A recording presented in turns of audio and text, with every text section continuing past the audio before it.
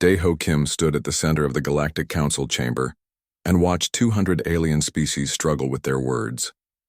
The massive dome around him buzzed with the sound of translation devices working harder than they ever had before. But for the first time in galactic history, the machines were failing. The Vorthak representative clicked its mandibles rapidly. Its translator box made a series of broken beeps before going silent. The creature's compound eyes stared at Daeho with what looked like confusion. Next to it, the tall Heliari being's crystal body flickered with colors that meant nothing to anyone in the room. Ambassador Daeho had been Earth's voice in the galaxy for 3 years. He had learned to read the body language of dozens of species. Right now, every single one of them looked lost. "The human demonstration," said the council speaker, a floating jellyfish-like creature called a Zephyrian, "has created certain difficulties." Daeho nodded. He had expected this. When Earth's military had asked him to present their new weapon to the council, he knew it would cause problems. He just hadn't expected this kind of problem. "What difficulties?" Daeho asked, though he already knew the answer. The Zephyrian's tentacles twisted in patterns that meant embarrassment. "We cannot find words for what your species has created. Our translators are inadequate." Behind the speaker, representatives whispered among themselves in languages that sounded like music, static, and whale songs. Their translation devices kept making error sounds. Some had given up entirely and were just staring at Daeho. "Perhaps," said Daeho carefully, "you could explain what words you're looking for?" A Vorthak stepped forward. These insect-like beings were known for their direct communication. "Human Daeho," it said through its working translator, "your species has shown us something that we have no... The translator made a grinding sound. "Error. Concept not found." Daeho felt a strange mix of pride and worry. Humanity had joined the galactic community only 50 years ago. They were still the newest members, still learning how things worked out here among the stars. Most species saw them as primitive but harmless. That was about to change. "What concept?" Daeho asked. The Vorthak's mandibles clicked faster. "You took metal. You threw it very fast. It destroyed enemy ship. But we have no words for this type of..." Another error sound from the translator, an elegant Heliari being approached. These crystal creatures were some of the oldest in the galaxy. They spoke in musical tones that their translators turned into perfect formal language. "Human ambassador," it sang, "our databases contain no reference for kinetic warfare in military applications. This term appears to be uniquely human." Daeho blinked. "You don't have kinetic weapons?" "We do not understand this phrase," replied the Heliari. "We have energy weapons. Plasma weapons. Gravity weapons. Quantum weapons. But kinetic..." The translator paused. "This word has no meaning in warfare context." The council chamber grew quieter. Daeho looked around at hundreds of alien faces, all watching him with the same confused expression.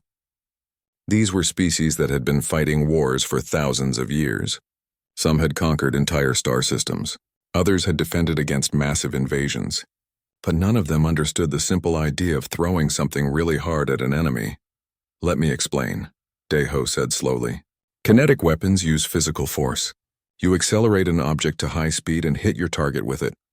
The Zephyrian speaker's tentacles made patterns that meant deep thought. "You speak of throwing rocks?" "More advanced than rocks," Daeho said. "But yes, that's the basic idea."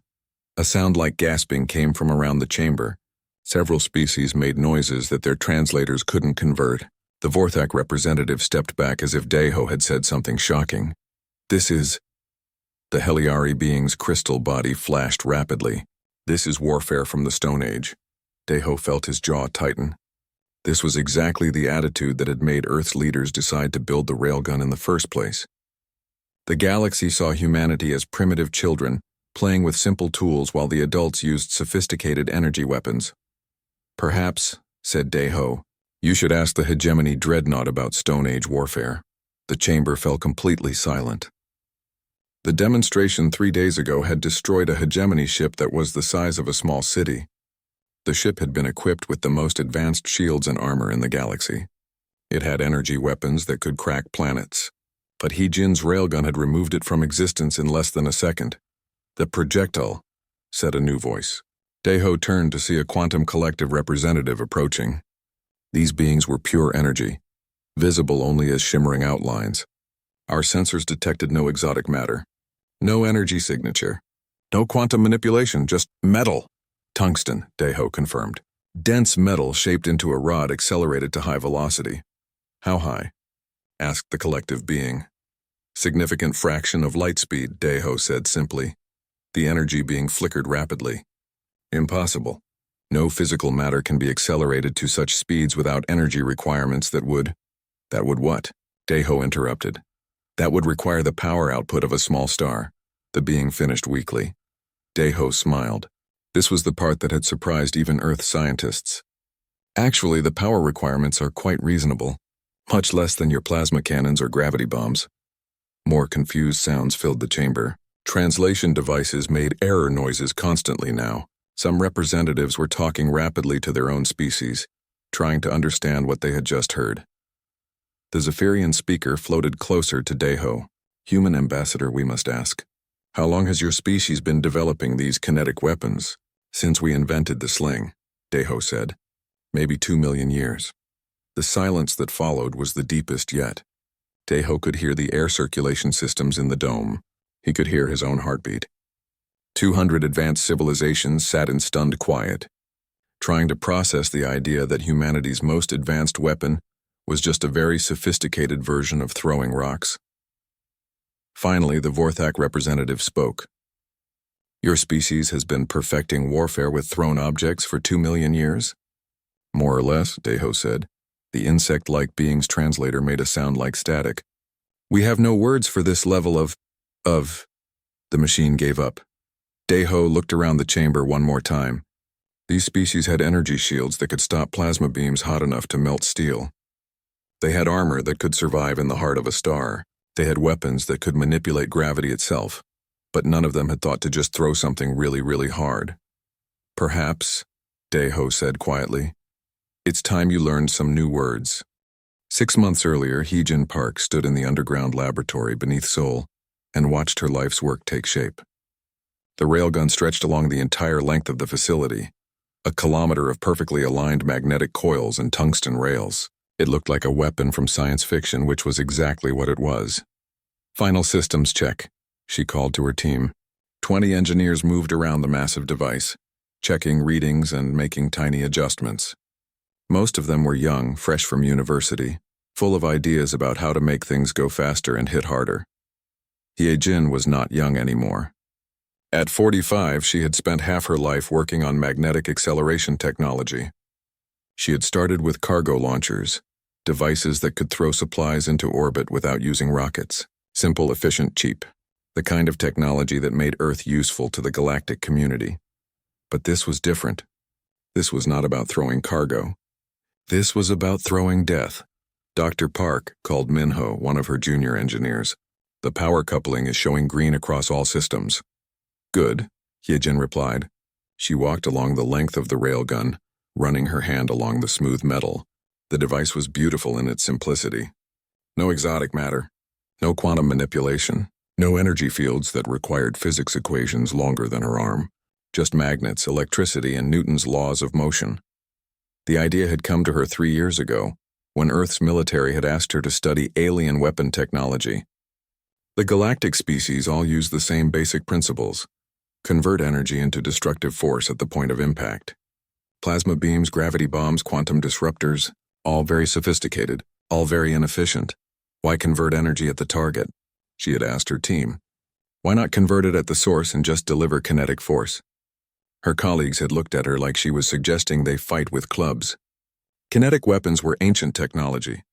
Bullets and artillery shells were what primitive species used before they learned to manipulate energy.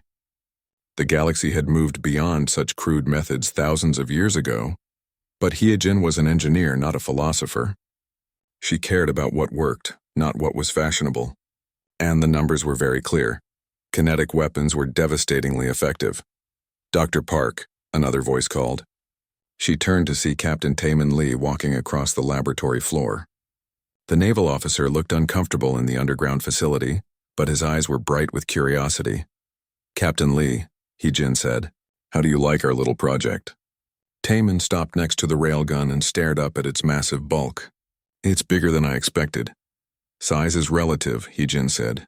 Alien plasma cannons are much larger. Their gravity bombs require facilities the size of cities.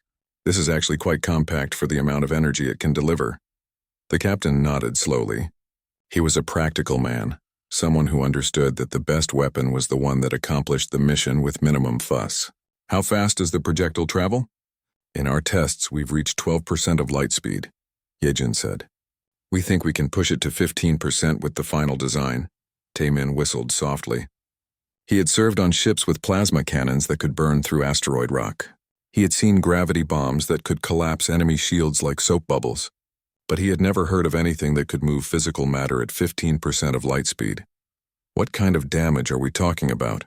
He asked. Yejin smiled. This was her favorite part. At that velocity, a tungsten rod weighing 1 kilogram carries more kinetic energy than most alien weapons can deliver.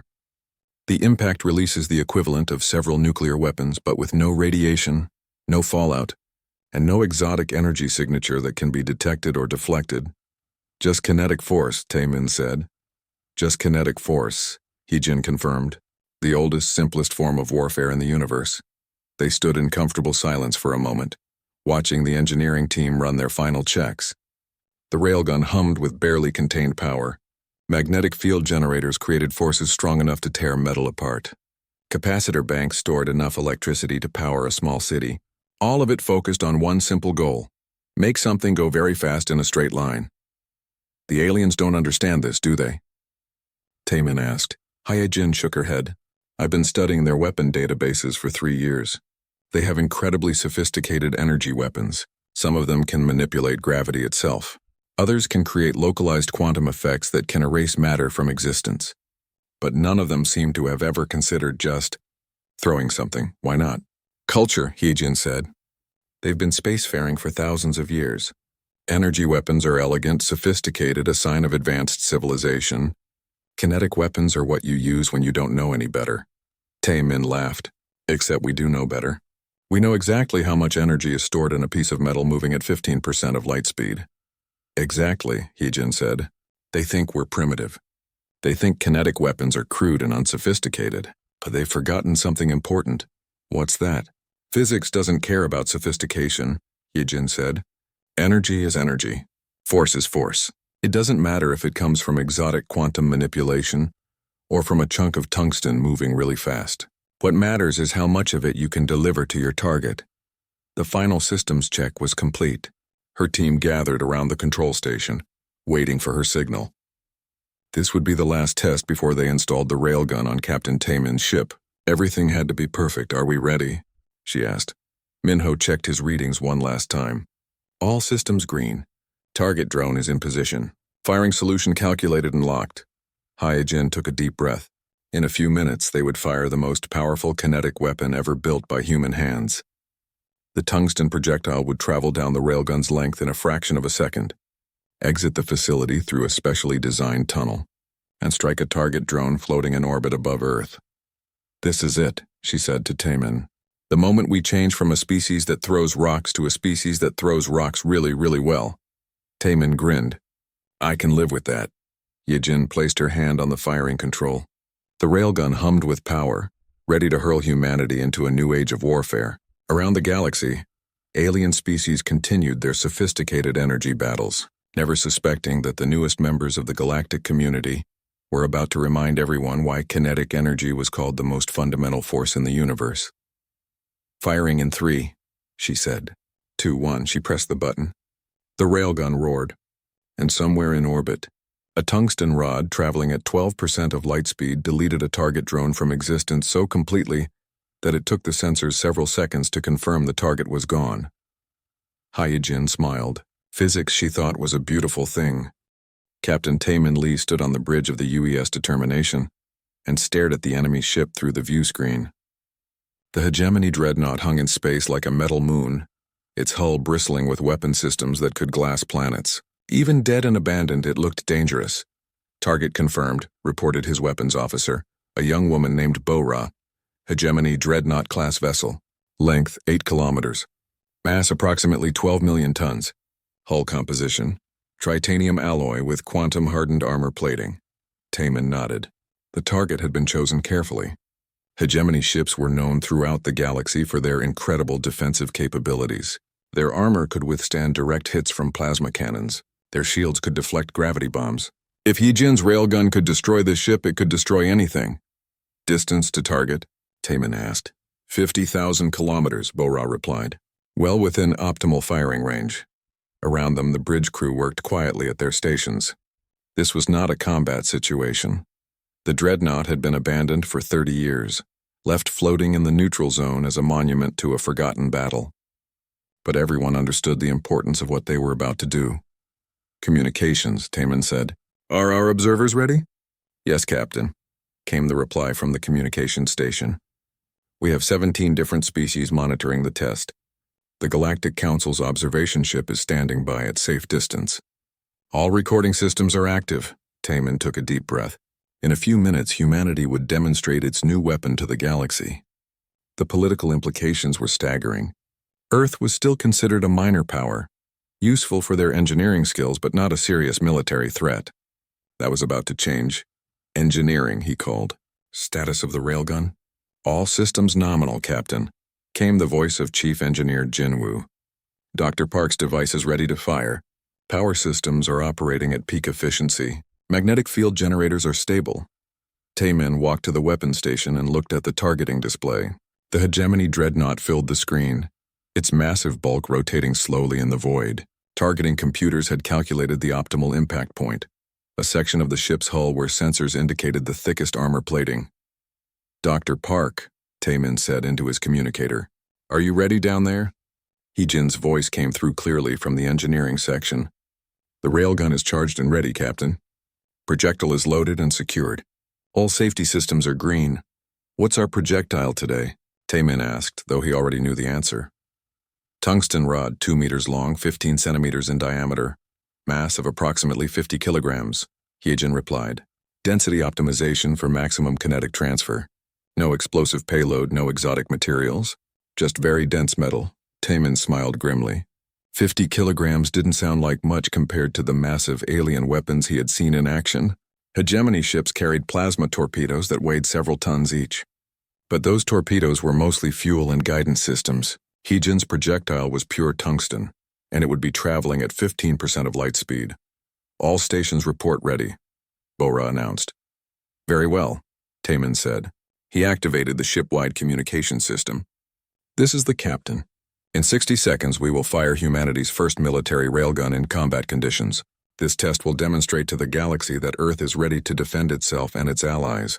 All crew members should brace for minor shock waves from the weapon discharge. He closed the channel and looked around the bridge. His crew was young, most of them recent academy graduates who had volunteered for this experimental mission. They were about to make history. Observers are reporting ready, the communications officer said. The council ship is requesting confirmation that we're using actual kinetic projectiles, not energy weapons. Confirmed, Taemin said.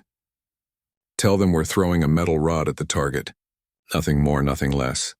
There was a pause from the communications station. Captain, they're asking us to repeat that. They seemed confused by the terminology. Taemin wasn't surprised. He had read the briefing reports. Most galactic species had evolved beyond kinetic weapons so long ago that they barely understood the concept. To them, using physical projectiles in space combat was like using stone axes in a laser fight. Weapons, Taemin said. Final targeting check. Bora studied her displays carefully. Target locked. Firing solution confirmed. Impact point selected for maximum armor penetration. All systems ready. Engineering final status report. Jinwoo's voice was steady. Railgun is charged to maximum power. Magnetic field generators are operating at peak efficiency. Dr. Park confirms the projectile is secured and ready for launch. Taemin walked to the center of the bridge and looked at the view screen one last time. The hegemony dreadnought hung there like a challenge, its armored hull gleaming in the light of distant stars. For 30 years, it had been a symbol of hegemony military might. In a few seconds, it would become a demonstration of human ingenuity. All stations, prepare for railgun discharge, Taemin announced. Firing in 10 seconds. The bridge fell silent except for the hum of the ship's systems. Through the deck plating, Taemin could feel the railgun building to full power. Massive capacitors discharged their stored energy into magnetic coils that could generate forces measured in thousands of tons. 5 seconds, Bora announced. Taman gripped the railing in front of him. Fire. The ship shuddered slightly as the railgun discharged. On the view screen there was no visible beam, no glowing projectile racing toward the target. The tungsten rod was too small and too fast to see with the naked eye. For a moment nothing seemed to happen. Then the hegemony dreadnought simply ceased to exist. There was no explosion, no dramatic fireball. One moment the ship was there, 8 kilometers of armored metal floating in space. The next moment there was only an expanding cloud of debris, glowing white-hot from the incredible kinetic energy that had just been released. Target destroyed, Bora reported, her voice filled with awe. Complete structural failure. No pieces larger than 50 meters detected. The bridge crew stared at the view screen in stunned silence. They had known the railgun was powerful, but seeing it in action was something else entirely. The most heavily armored ship in the galaxy had been reduced to scrap metal in less than a second. Communications, Taman said quietly. What are our observers saying? There was a long pause before the communications officer replied. Captain, most of them aren't saying anything. The council ship is requesting confirmation that we actually fired a weapon. They can't detect any energy signature consistent with known weapons technology. Taman smiled. Tell them we fired exactly what we said we would fire. A piece of metal traveling very fast. They're asking how fast, Captain. 15% of light speed, Taman said, and tell them that was our first shot. We're just getting started. On the view screen, the debris cloud continued to expand, spreading glowing metal fragments across thousands of cubic kilometers of space. Where once there had been a ship that could conquer worlds, now there was only testament to the fact that sometimes the oldest solutions were still the best solutions. Hyejin's voice came through the communicator. Railgun performance nominal, Captain. All systems functioning perfectly. Ready to fire again at your command. Thank you, Doctor, Taman replied. I think one shot was sufficient for today. But as he watched the debris cloud grow larger, Taman knew that one shot had changed everything. The galaxy was about to learn that humanity's primitive kinetic weapons weren't primitive at all. They were just very, very good at what they did. 3 days after the demonstration, Daeho Kim sat in his embassy office and watched the galaxy struggle with language. His communication console showed incoming messages from dozens of species, all asking the same basic question in hundreds of different ways. What did you just do? The problem was not that they didn't understand the physics. Every advanced species could calculate kinetic energy and momentum transfer. The problem was that they had no words for what humanity had demonstrated. Their languages had evolved beyond the need for such concepts. Ambassador, his assistant Yujin said, entering the office with a stack of translation reports. The linguistic analysis teams have finished their preliminary studies. Daeho took the reports and started reading. The results were even more dramatic than he had expected. 43 species had no words for ballistic trajectory in military contexts. 67 species had no terms for kinetic, bombardment. 89 species could not express the concept of purely physical projectile weapons in their native languages. This is extraordinary, Daeho said. How do they describe throwing things? They don't, Yujin replied. Most galactic species evolved past throwing as a form of combat millions of years ago. They have words for throwing in sports contexts or for moving cargo, but not for warfare. Daeho's communicator chimed. He activated it to see the concerned face of Counselor Vex, a Heliari representative who served as the galaxy's chief military analyst. Human ambassador, Vex sang in its musical voice. We require clarification on several terms from your demonstration report. Of course, Counselor, Daeho replied. What terms? Muzzle velocity, Vex said. The translator paused, made several error sounds, then gave up. This phrase has no equivalent in any of our databases. It means the speed at which the projectile leaves the weapon, Daeho explained. But why would this matter? Vex asked, its crystal body flickering with confusion patterns. Energy weapons do not have muzzle velocity. They have power output and beam coherence. Kinetic weapons are different, Daeho said. The faster the projectile moves, the more damage it causes. Vex was quiet for a long moment. You are saying that the effectiveness of your weapon depends on throwing speed? In simple terms, yes. The Heliari being's crystal structure flashed rapidly through several colors. This is warfare from the Stone Age. Deho felt his patience wearing thin. Counselor, your most advanced dreadnought was destroyed in less than a second by this Stone Age weapon. Yes, Vex admitted reluctantly. This is what we find so disturbing. How can such primitive methods be so effective? Before Deho could answer, another communication came through. This one was from the Quantum Collective, a group of energy beings who served as the galaxy's technology advisors. Human Deho, the being said, appearing as a shimmering outline on the screen. We have analyzed your weapon's energy requirements. The power needed to accelerate matter to 15% of light speed should be enormous. It is substantial, Deho agreed, but much less than your plasma cannons or gravity weapons. This is impossible, the collective being said. Our calculations show that accelerating 50 kilograms to such velocity would require what? Deho asked when the being paused. Would require less energy than a single firing of our smallest plasma cannon, the being finished weakly. This cannot be correct. The calculations are correct, Deho said. Kinetic weapons are very efficient. You convert energy to motion once at the source. Energy weapons have to convert power to destructive force at the target, which wastes a lot of energy. The collective being flickered rapidly. But this means your primitive weapons are more efficient than our advanced ones. Yes, Deho said simply. Another chime announced another call. This time it was General Zarthak of the Vorthak Collective, one of the galaxy's most experienced military leaders. The insect-like being looked agitated, its mandibles clicking rapidly. Human Ambassador, Zarthak said, we have encountered a serious problem. Our military translators cannot process your weapon terminology. Our soldiers do not understand the concept of ballistic targeting. What do you mean? Deho asked. When we fire plasma weapons, we simply point them at the target and pull the trigger. The energy beam travels at light speed and hits where we aim. But your kinetic weapons... Zarthak paused, mandibles clicking. Your projectiles take time to reach the target. They follow curved paths. They are affected by gravity and target movement.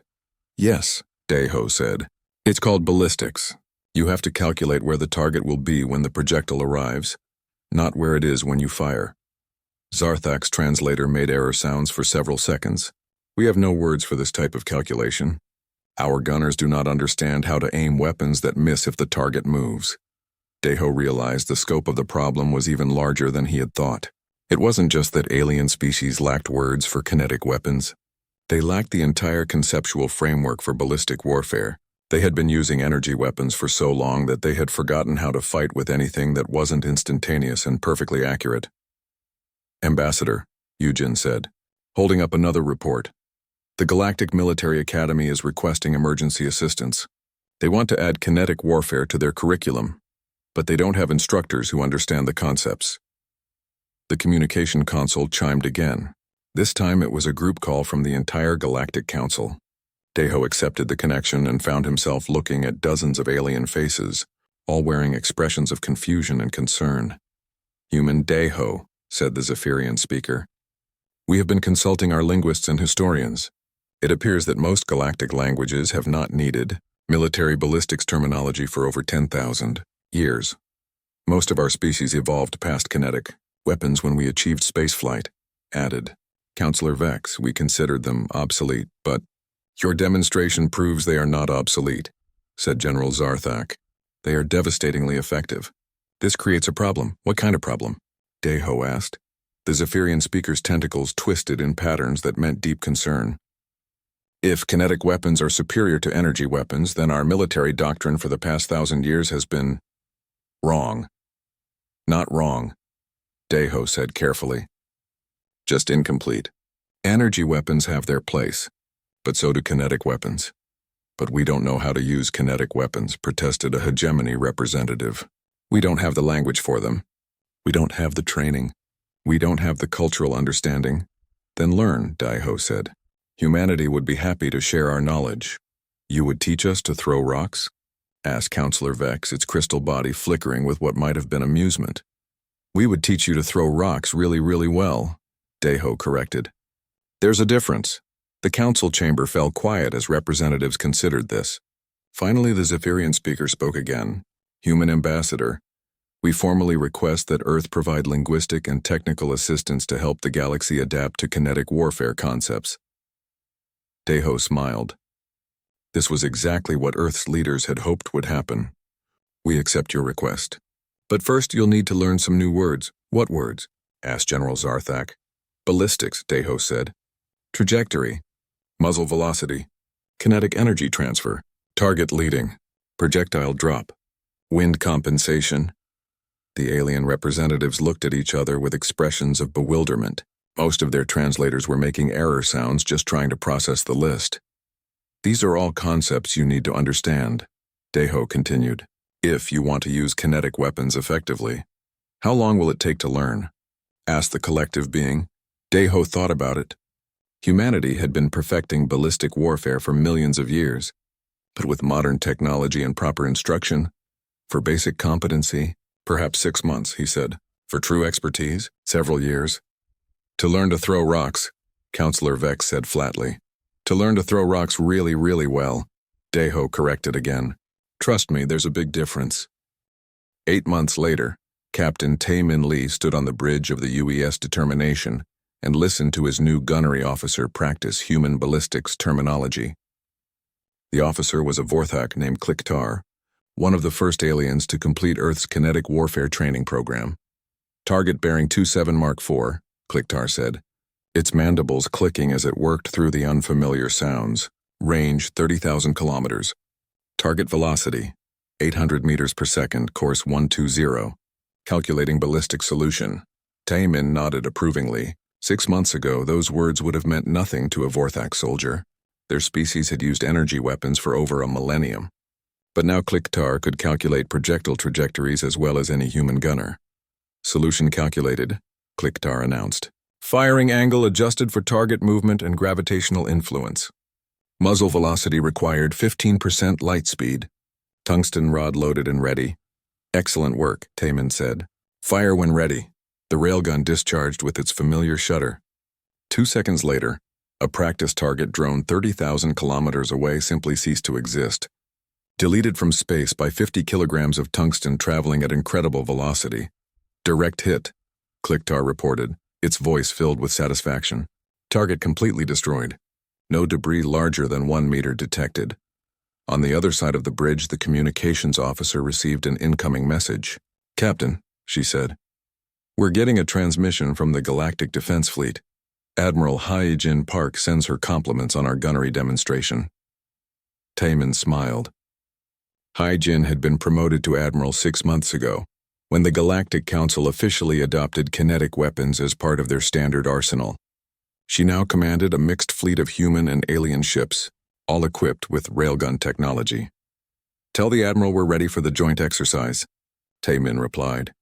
The joint exercise was the culmination of 8 months of intensive cultural and linguistic exchange. 50 ships from 20 different species would work together to test the galaxy's new understanding of kinetic warfare. It was the largest military cooperation project in galactic history. Captain, Kliktar said, I am curious about something. Why did humans continue developing kinetic weapons when energy weapons were available? Taemin considered the question. It was one he had been asked many times in the past months, as alien species tried to understand human military philosophy. Because they work, he said simply. Energy weapons are sophisticated and elegant, but kinetic weapons are reliable and effective. Sometimes the old ways are the best ways. But your species could have developed energy weapons like the rest of us. Kliktar persisted. Why did you choose to perfect throwing instead? Because we're good at it, Taemin said. Humans have been throwing things for millions of years. We understand ballistics instinctively. It's part of our nature. Another message came through communications. Captain, Admiral Park is ready to begin the exercise. All fleet units are reporting green status. Very good, Taemin said. Battle stations. Around the bridge, his mixed human and alien crew moved to their positions. The integration had been surprisingly smooth. Once alien species learned the basic concepts of ballistic warfare, they adapted quickly. Their advanced technology actually made kinetic weapons more effective than Earth's scientists had ever imagined. Fleet formation established, reported the tactical officer, a heliari named Vexillar. Its crystal body pulsed with the complex mathematical patterns required for multi-ship ballistics coordination. All ships reporting ready for synchronized kinetic bombardment. The target for today's exercise was an asteroid field that had been threatening shipping lanes for decades. Previous attempts to clear it using energy weapons had been only partially successful. The asteroids were too numerous and too spread out for traditional bombardment to be effective. But kinetic weapons were perfect for the job. Tungsten rods could destroy asteroids just as effectively as they destroyed starships, and with 50 ships firing in coordination, they could clear the entire field in a single barrage. "Admiral Park to all ships," came Heejin's voice over the fleet communication channel. "Today we demonstrate the effectiveness of combined kinetic operations. Remember your training. Calculate your trajectories carefully. Account for asteroid rotation and debris drift. We want clean kills with minimal collateral damage." Taemin watched as his crew worked through the targeting calculations. Humans had developed the basic mathematics, but alien computing systems had improved the accuracy far beyond what Earth's military had thought possible. Heliari crystal processors could calculate ballistic solutions for thousands of targets simultaneously. Quantum collective energy patterns could predict asteroid movement with perfect precision. "All ships report firing solutions locked," Vexlar announced. "Fleet ready for coordinated bombardment." "This is Admiral Park," Heejin's voice said. "All ships fire on my mark. 3, 2, 1, execute." 50 railguns fired simultaneously. On the view screen, Taemin watched as thousands of tungsten projectiles streaked toward the asteroid field at 15% of light speed. The timing was perfect, the coordination flawless. Each ship had calculated its targets to avoid friendly fire while maximizing coverage. The asteroids began disappearing, not exploding, not fragmenting, just ceasing to exist as kinetic energy converted solid rock into expanding clouds of superheated vapor. In less than 30 seconds, a navigation hazard that had persisted for centuries was completely eliminated. "Outstanding work," Admiral Park's voice said over the communication channel. "Clean sweep, zero collateral damage, perfect target coordination. The galaxy's first kinetic warfare fleet is officially operational." Cheers erupted from bridge crews across the fleet. Humans, Vorthak, Heliari, collective beings, and dozens of other species celebrated together. They had learned to speak the same language, the language of ballistics, trajectory, and kinetic force. "Captain," Kliktar said, "I believe I understand now why humans prefer kinetic weapons." "Oh?" Taemin asked. "Why is that?" "Because they are honest," the Vorthak officer replied. "Energy weapons can be deflected, absorbed, or countered with sophisticated defenses. But kinetic force is absolute. You cannot argue with physics," Taemin nodded. "Exactly. A chunk of tungsten moving at 15% of light speed doesn't care about your energy shields or quantum armor. It just hits what it's aimed at and transfers its momentum. Simple, direct, effective. Like throwing a rock," Kliktar said. "Like throwing a rock, really. Really well," Taemin corrected with a smile. Later that day, Daeho Kim sat in his embassy office and read reports from across the galaxy. Military academies were adding ballistics courses to their curricula. Weapon manufacturers were retooling to produce railgun systems. Linguistic committees were working to add kinetic warfare terminology to hundreds of languages. The transformation was remarkable. 8 months ago, most alien species couldn't even pronounce muzzle, velocity. Now they were discussing optimal, projectile density and gravitational trajectory compensation, with the enthusiasm of converts to a new religion. His communication console chimed with an incoming message from the Galactic Council. The Zephyrian speaker appeared on the screen, its tentacles moving in patterns that Daeho had learned to recognize as satisfaction. "Human ambassador," the speaker said. "The Council wishes to formally thank Earth for sharing kinetic warfare technology with the galaxy." "You're welcome," Daeho replied. "How is the integration proceeding?" "Better than expected," the speaker said. "Our military effectiveness has increased by an average of 30% across all fleet operations. Many long-standing conflicts have been resolved now that both sides possess truly effective weapons. And the linguistic challenges? Largely overcome," the speaker said. "It has been fascinating to watch our languages evolve to accommodate human concepts. The word ballistics now exists in over 400 galactic languages. Some species have adopted it as a loanword from human English." Daeho smiled. "I'm glad we could help." "There is one thing that still puzzles us," the speaker said. "Why did humanity choose to share this technology so freely? You could have maintained a significant military advantage." Daeho considered the question. "Because that's not who we are," he said finally. Humans believe that everyone benefits when knowledge is shared. Besides, kinetic weapons work best when everyone understands them. A galaxy where half the species use energy weapons and half use kinetic weapons would be chaotic and dangerous. Wise words, the speaker said. The Council has voted to establish a permanent human military advisory position. Would you be interested in the role? I'm honored, Deho said. But I think Admiral Park would be a better choice. She understands the technology better than anyone. Very well. We will make the offer to Admiral Park. An ambassador? Yes? Thank you for teaching us new words. The galaxy is a more interesting place when we all speak the same language. After the communication ended, Deho leaned back in his chair and looked out at the stars. Somewhere out there, 50 ships crewed by 20 different species were patrolling space with railgun systems that could delete threats from existence with chunks of tungsten moving really fast. It was, he thought, a beautiful thing. The galaxy had learned to speak human.